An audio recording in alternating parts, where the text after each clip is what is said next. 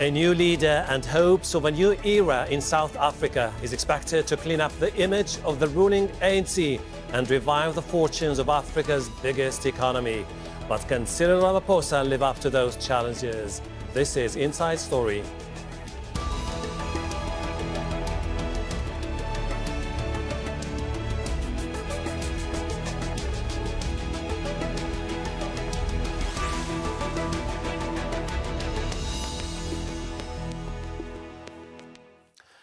Hello and welcome to the program. I'm Hashem Ahelbarra. The new leader of one of Africa's oldest political parties says he has a new vision for his country. Businessman, activist and politician Cyril Ramaphosa has called on South Africans to fight corruption with the same intensity as poverty and inequality. He was chosen as the new leader of the ruling ANC party in a bitterly fought campaign earlier this week. Ramaphosa now wishes to put all that behind and give a new direction to his party. The African National Congress wishes to send a clear message to all South Africans that we are resolved to be more responsive and more accountable leadership and a more accountable movement to the people of our country. We must also act fearlessly against alleged corruption and abuse of office within our own ranks.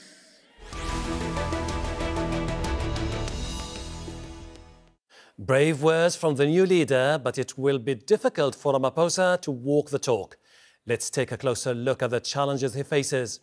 His plans to wipe out corruption will likely pit him against President Zuma's supporters, who control the highest decision-making body of the ANC.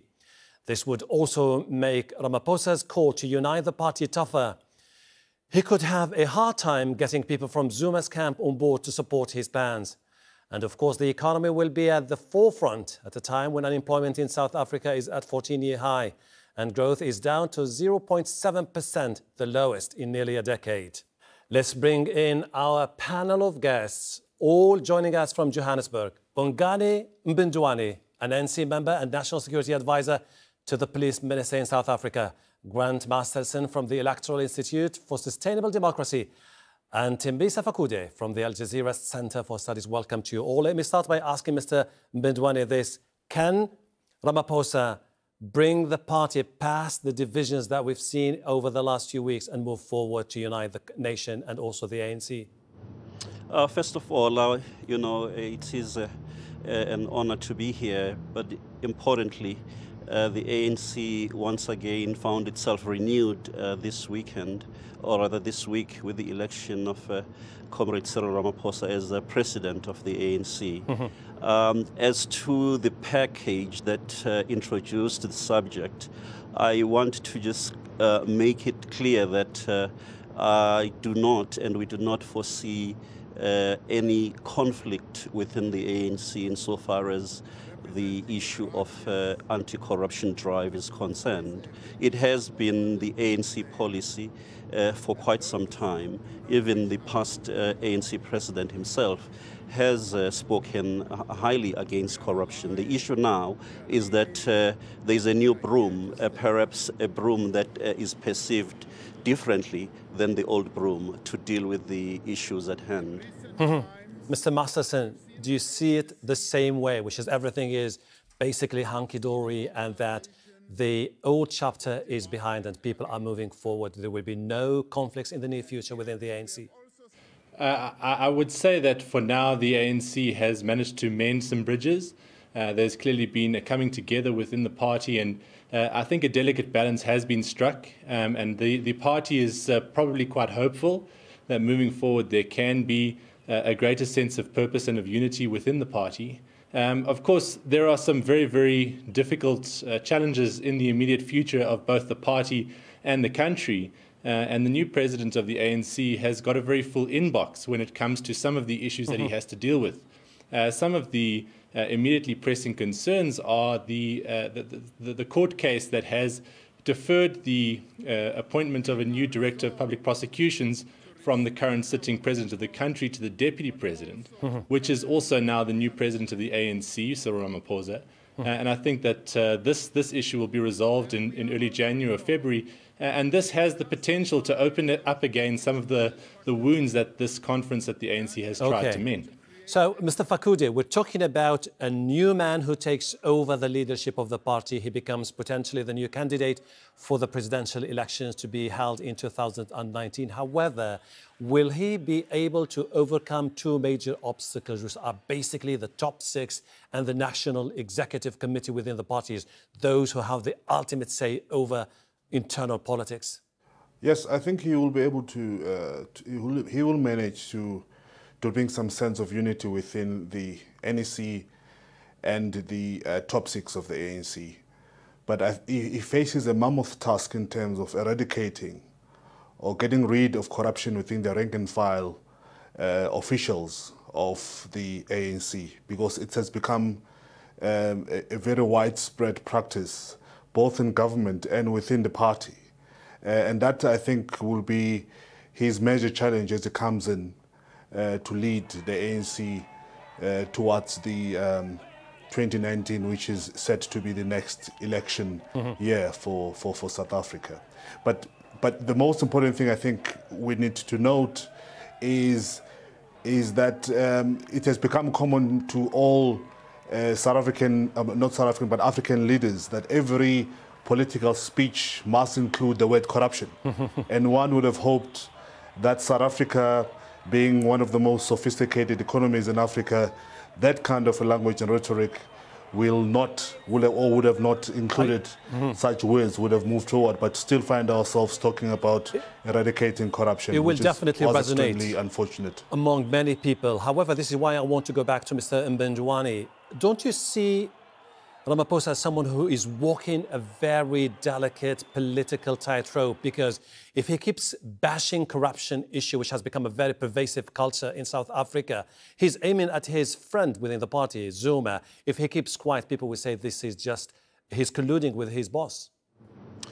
Usually, President Zuma's speeches will have at least the word corruption mentioned no less than 20 times.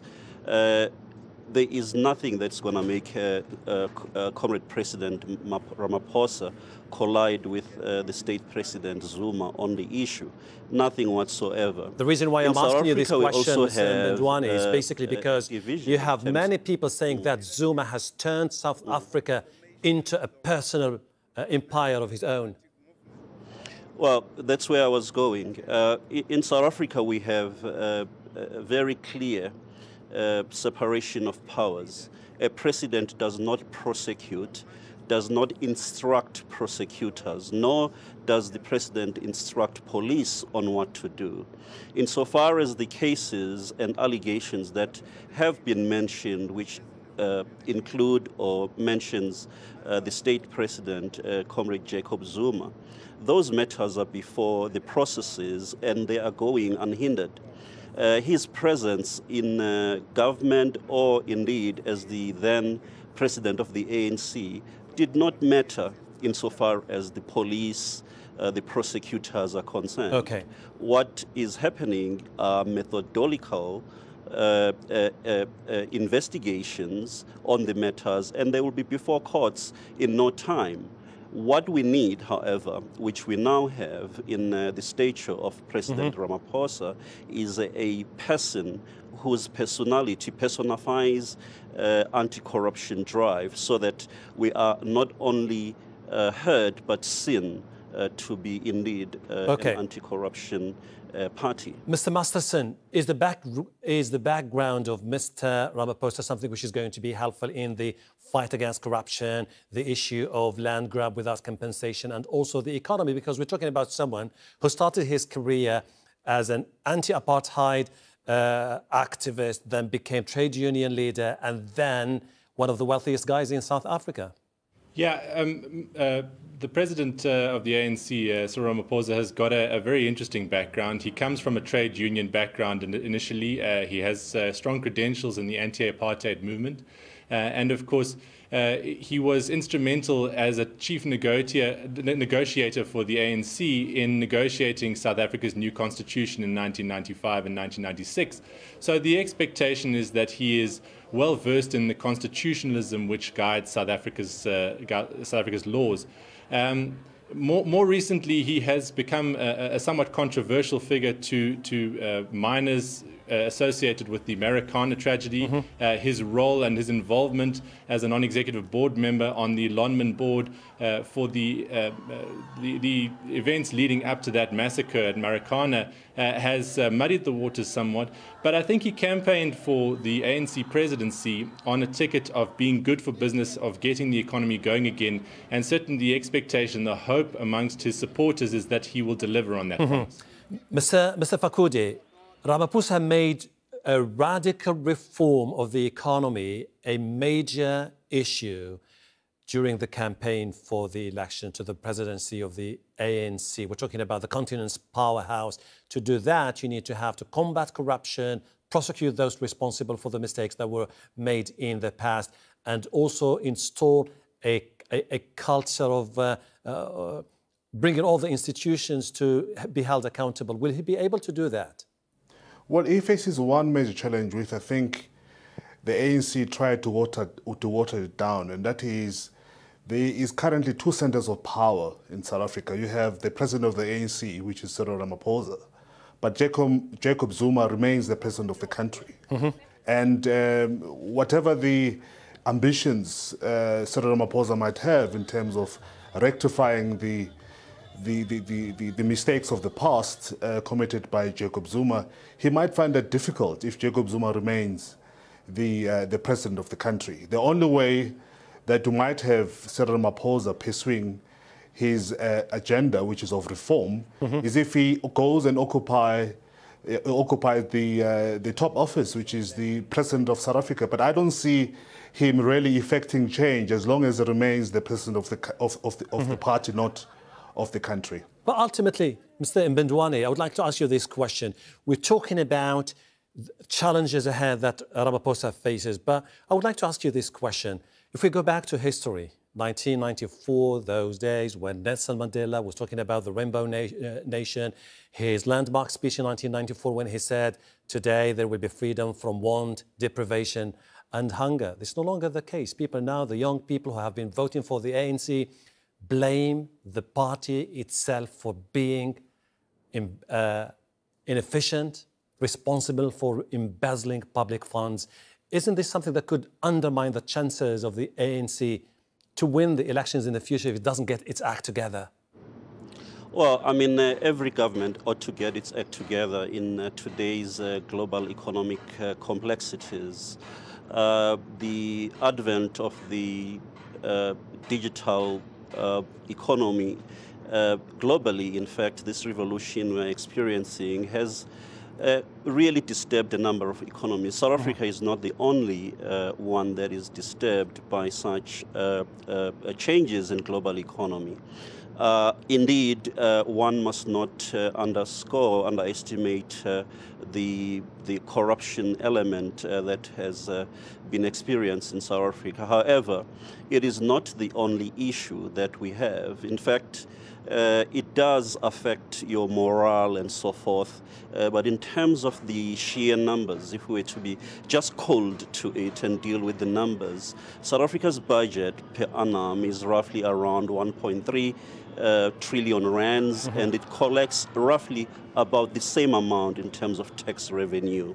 You don't see more than 5% of that disappearing into corruption. Yes, it's bad. Yes, it must be kept. It disturbs the country. It occupies the psyche of the nation. It makes all of us just go crazy with daily news about it. It's something that must be curbed, stopped, and really people must face the law on it. Okay. However, there are serious problems in that the South African economy is that of unequal income, unequal wealth redistribution.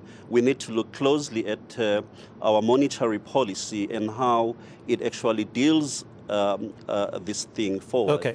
Because we cannot just say, well, fine, now you've stopped 30 billion rands a year of corruption, then what? That 30 billion rands a year that goes through corruption will not change the world.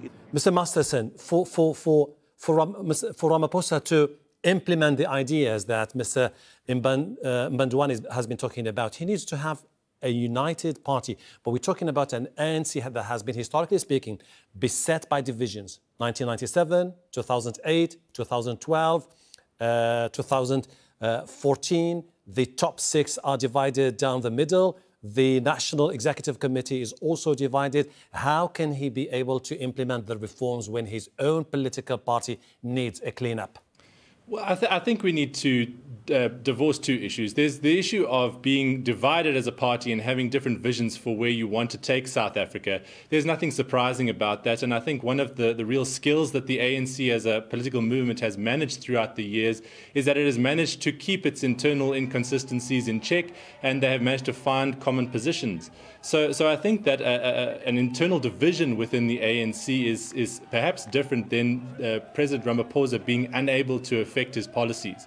I think that perhaps, though, where the issue does become more clear-cut is that the opportunity costs of money lost by the fiscus annually to corruption, and 30 billion is a very, very conservative estimate by my account, that the opportunity costs are significant, in particular when you look at some of these issues. The issues of inequality are pressing issues for South Africa, and one of the major calls that we have seen in recent years has been that student fees for university students must fall.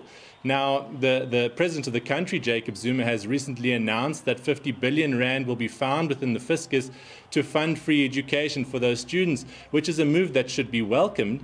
But the question is, where is that money going to come from? And given the limited resources that the government budget always has to deal with its priorities, these are pressing questions. And so the opportunity costs of losing money in the fiscus are things that, given the pressing needs of inequality that we have in the country, we just cannot afford those. Mr. Fakude, isn't it much to ask for Mr. Ramaphosa to bring about a radical change when the economy is suffering major problems, particularly the unemployment, which is a record high, the deficit also, and we're asking him to fix all the problems of the last 25 years?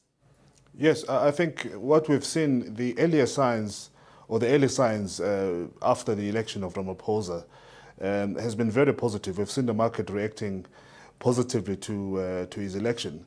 But I think I'd like to take this discussion forward and just take it outside the economy. We still have a very serious political challenges in South Africa. And I think until we rectify the political challenges that the ANC faces, number one is the unification within the ANC itself and all other social-political problems that exist in South Africa, particularly in terms of the service delivery within various poor communities in South Africa. That's one of the major challenges. Cyril Ramaphosa hinted yesterday that the ANC was going to engage in a very aggressive land redistribution program. That has been a very, very important issue here in South Africa. And I think he will have to work extremely hard, not alone, but he will have to involve other members of other political parties, particularly the white formations within this country, who are still in control of the majority of the land. And those are the people that have to be convinced that the redistribution of land is essential in order for us to achieve some kind of national cohesion in this country. Okay, got your point. Mr. Mbindwane, many believe that Zuma has become more of a liability for Ramaphosa, and the best chance for Ramaphosa now is to oust Zuma the same way they did to Thabo Mbeki in 2008. What do you say about it? Well, President Ramaphosa does not have such powers to oust anybody. Those powers stand and are located to the National Executive Committee. I just want to correct something, trend that I'm hearing from my colleagues here. Ramaphosa does not have policies. He has no personal policies. The ANC crafts policies and elects members amongst itself to lead in driving those policies forward. So the policies President Ramaphosa was articulating or is going to articulate going forward are those of the ANC coming out of this Congress, the 54th Congress. Mm-hmm. As for the future of State President Jacob Zuma, that is also a matter for the NEC to consider, both in terms of electoral politics and otherwise. Okay, we really have serious problems in South Africa, land redistribution, monetary policy, and other elements, and those are the key issues. You're absolutely right when you say these are major issues, Mr. Masterson, but also the future of Zuma is also something which is now debatable, because many believe that the price of having him out of office outweighs the massive losses in the elections in 2019 if he stays in power. The NSC, the top six, the party itself could suffer massive losses. What do you think, Mr. Masterson? Well, I think that's obviously for the voters in 2019 to decide. That is one scenario that has been widely bandied about in South Africa in recent times. But I tend to agree that the simple removal of President Zuma is not a foregone conclusion and would not necessarily solve some of the issues that the ANC may face at the ballot box in any case. President Ramaphosa was the victorious candidate by a very small margin within the ANC, and so there is just as much reason to believe that some die-hard supporters of the other candidate, Dr. Nkosazana Dlamini Zuma, may feel disillusioned now that their candidate has not been successfully voted in as the president.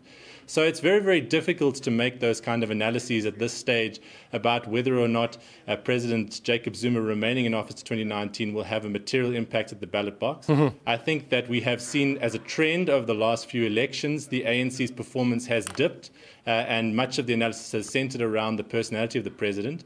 But again, in 2019, with a new president, with a new look NEC, with new policies being announced at this conference, it's very difficult to predict how the voters are going to vote. And this is going to be my last question to Mr. Fakoudi. Mr. Fakoudi, do you think that ANC now needs to reinvent itself, or that the top priority now is for the South Africans to tackle the problems that they were not able to seriously tackle over the past few years? Well, the tenure of Jacob Zuma has been disastrous for the ANC. So it has certainly, it must reinvent itself if it wants to continue, dominating the political dominance that it has already had in South Africa. So it has to reinvent itself. Come the 2019, when we have our next elections, if it does not reinvent itself, it might just lose the majority that it currently has in South African politics. Mm-hmm. Mr. Mbindwane, what are your hopes for the future of the country with Mr. Ramaphosa?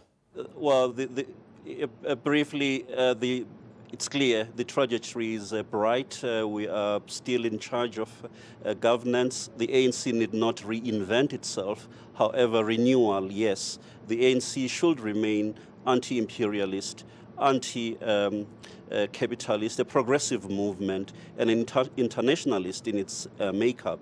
Mm-hmm. We will just have to go back to the roots and do what we do to our people, to do right by our people. It will be interesting to see how things evolve in the near future for South Africa. Mr. Mbindwane, Mr. Fakoudi, and Mr. Masterson, thank you very much indeed and for your time.